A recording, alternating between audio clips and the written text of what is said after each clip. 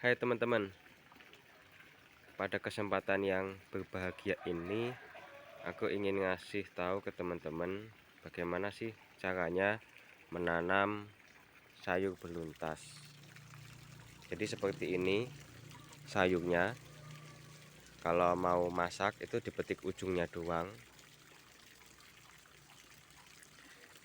Dia ini termasuk tanaman yang kayak sebenarnya ya termasuk liar sih ya, tapi biasanya emang ditanam untuk pagar pembatas antara lahan yang satu dengan lahan yang lainnya.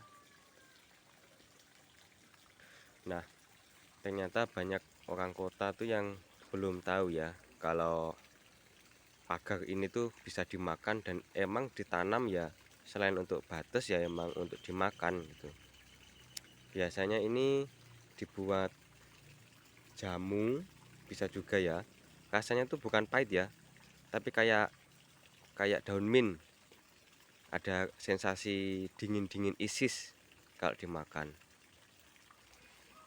Nah, ini biasanya dipakai campuran jamu dicampur sama asam.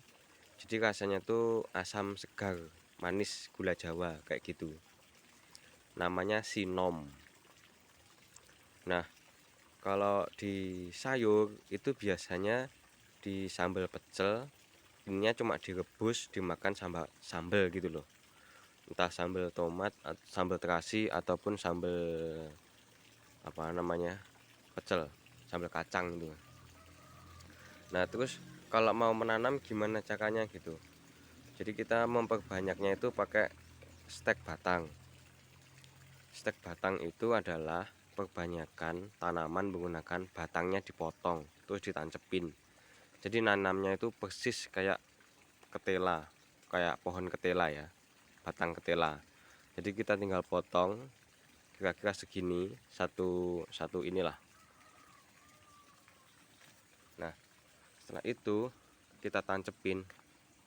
Yang paling bagus itu nanamnya di musim penghujan. Kalau di musim kemarau biasanya ada yang gagal karena terlalu panas ya. Ya bisa aja sukses kalau misalnya teman-teman sering menyiramnya atau menanamnya di tempat yang teduh terlebih dahulu. Tapi perhatiin teman-teman, ini kan pembatas jalan ya.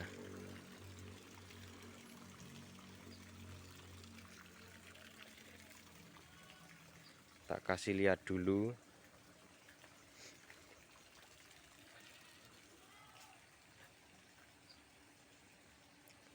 Dari kebun sini sampai sana itu batasnya itu ini.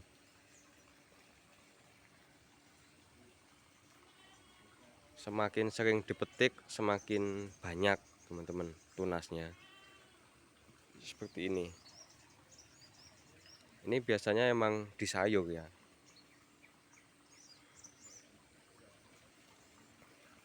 Ini kata ibu-ibu itu berkhasiat untuk melancarkan BAB, terus mengurangi bau badan tak sedap. Katanya gitu. Jadi kalau teman-teman punya bau badannya tak sedap itu perbanyak makan sayur beluntas. Caranya ya tinggal direbus, cocolin sama sambal. Nggak susah sama sekali. Terus menanam pohon ini juga tidak memerlukan perlakuan khusus, misalnya disemprot pestisida atau dipupuk kimia, itu nggak perlu teman-teman. Kalau buat pagar kayak gini ya dibiarin aja udah banyak tunasnya. Ini semakin dipotong tunasnya semakin muncul tunas baru. Nah, kalau pengen dipupuk ya saranku, kalau mau emang bener-bener dirawat dengan baik, kasihlah pupuk kandang atau pakai air cucian beras juga bisa. Ini ada pepaya California. Di dekat sini ada kolam ikan koi yang baru aja dipanen terus diisi air lagi.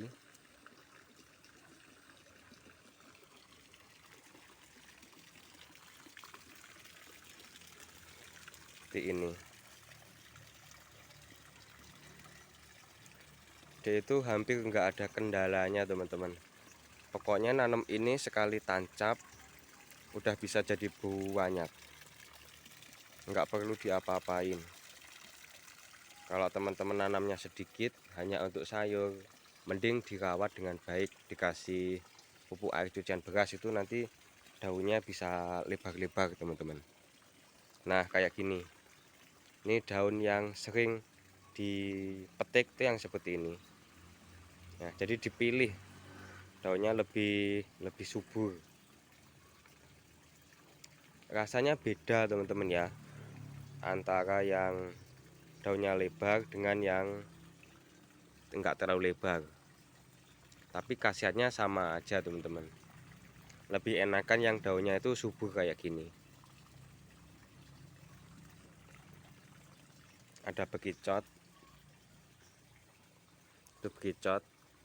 Kalau aku, terlepas dia halal atau haram, aku tidak mau memakannya karena ya aneh aja sih. Aku sih lebih milih makan daging ayam atau kambing ya, yang jelas-jelas halalnya kayak gitu.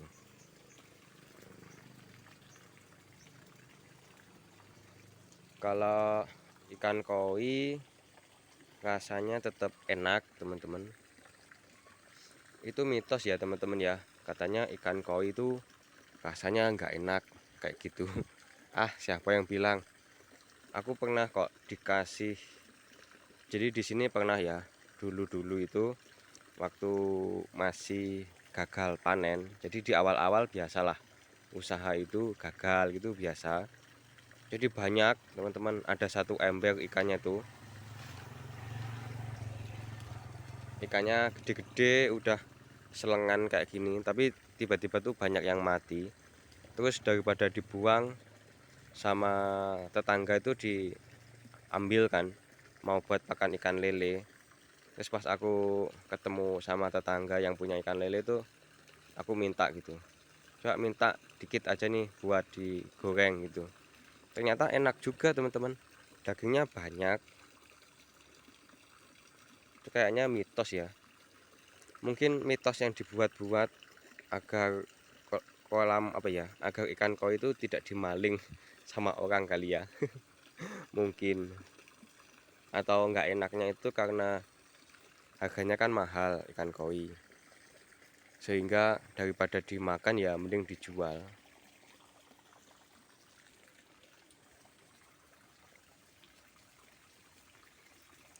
Asik banget teman-teman. Terus lah,